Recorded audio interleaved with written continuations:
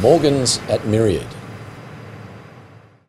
Hi, it's Chris Titley here. We're live at the Myriad Festival. We're joined by Albert from Telstra Ventures. Albert, thank you for coming and joining us. No worries, great to be here. Albert, tell us a little bit about Telstra Ventures. So Telstra Ventures is Telstra's corporate venture capital arm. We've invested about $400 million across 52 technology companies.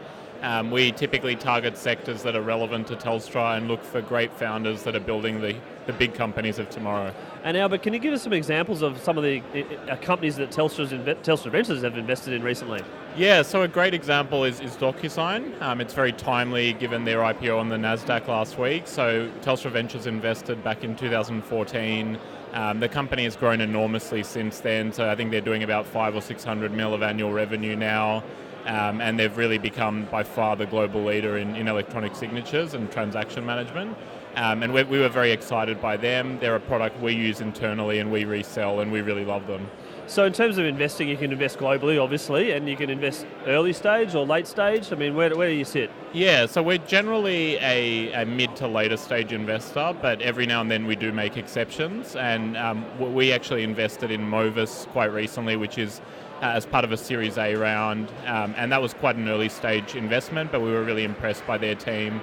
But typically we are looking to invest 5 to 10 mil Australian dollars per deal, so usually targeting A and above, and often it is B rounds. And let's talk about Movis. You're here last year and seeing them pitch as well. I mean, what's in 12 months in Queensland, for instance, and even in the Australian ecosystem, what have you seen that's changed?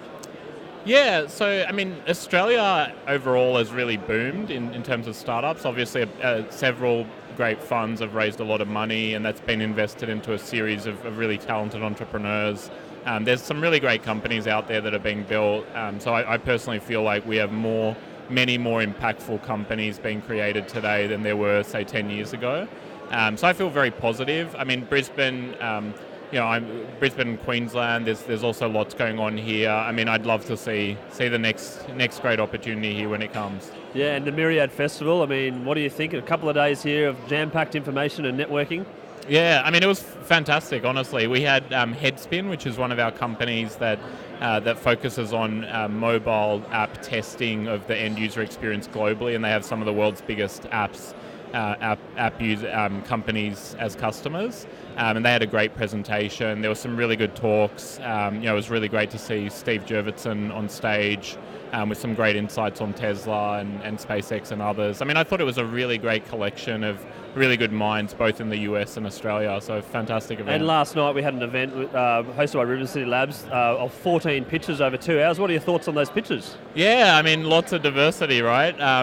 It was encouraging to hear. It was from flying cars to tyres to everything in between, right? It was. I really enjoyed it. I mean, there was a lot of variety, and it's always encouraging when you hear founders focusing on problems that you haven't already heard 20 pitches on. There are some spaces that are extremely busy, but every now and then you'll see a founder. For example, the tyre company that was pitched. That's a founder that obviously deeply knows that space and has found a problem, one that actually impacts a lot of people in their day-to-day lives. And so it's encouraging seeing more of that stuff happen. It's encouraging seeing more founders with IP and what they're building.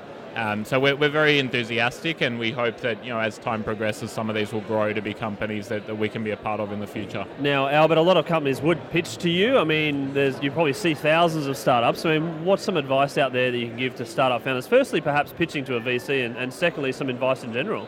Yeah, sure. So I think in terms of pitching to VC, I think at the end of the day, if you're building a company that's solving a real problem, it's basically the VC's job to try to invest in you.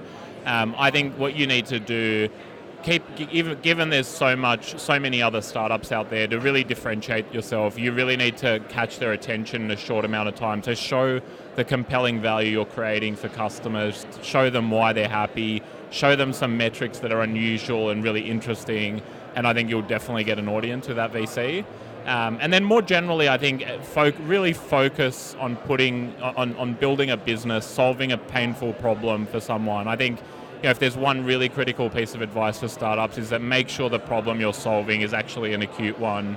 Life will be much easier if you're actually solving a problem for paying customers. Albert, thanks so much. Always a pleasure to have a chat with you. No worries. Thanks so much, Chris. Cheers.